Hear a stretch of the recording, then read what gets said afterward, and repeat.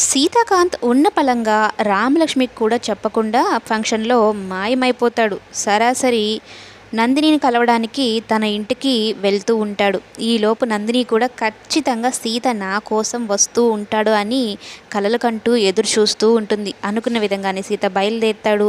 ఒక్కసారిగా గతాన్ని మొత్తం గుర్తు చేసుకుంటూ ఉంటుంది. నందిని కాలేజ్ డేస్‌లో సీతకి జూనియర్. సీత అంటే చాలా ఇష్టం. నందిని వాళ్ళ డాడీతో మాట్లాడి సీతాకాంత్‌కి జాబ్ ఇప్పిస్తుంది.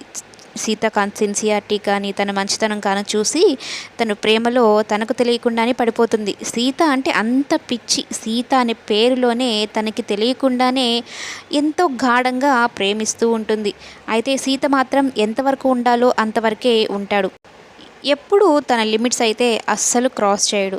నందిని మాత్రం విపరీతమైన ప్రేమ పెంచేసుకుంటుంది. ఇక నందిని రూమ్‌లో ఉన్న సీతాకాంత్ ఫోటోని చూసి నందిని వాళ్ళ నాన్న నందినికి వార్నింగ్ ఇస్తాడు. వాడి స్థాయి ఏంటి, మన స్థాయి ఏంటి, నీకేమైనా ఆలోచనలుంటే మానుకో అని. కానీ నందిని ఒకే మాట చెప్తుంది. నాకు అతనంటే ప్రాణం.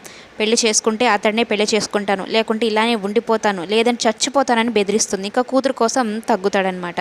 సీతకు వెళ్ళి చెప్తుంది. నేను నిన్ను ప్రేమిస్తున్నాను, పెళ్లి చేసుకోవాలనుకుంటున్నాను అంటే సీత నా లైఫ్‌లోనే పెళ్ళి అనే పదమే లేదు. నాకంటూ కొన్ని గోల్స్ ఉన్నాయి. నేను అవి రీచ్ అవ్వాలి. నేను పెళ్లి చేసుకునే ఉద్దేశం నాకు లేదు అని చెప్పడంతో ఇక నందిని బాగా బాధపడుతుంది. అలాగే నీ ప్రేమ వద్దు, నీ జాబు అని రిజైన్ చేసి లెటర్ ఇచ్చేస్తాడు.